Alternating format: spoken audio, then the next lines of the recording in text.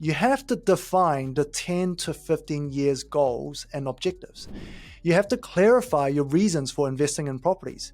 Are you looking to build long-term wealth, generate passive income, or both? You want to just define it as a number as well, because the clearer that is, the easier it is going to help you achieve your goals. Because with properties, a lot of people might start with the goal of 10 properties in 10 years. But 10 properties could be 10 $100,000 property in the West Coast, or 10 Auckland properties, which might not be achievable because it requires a lot of borrowing capacity.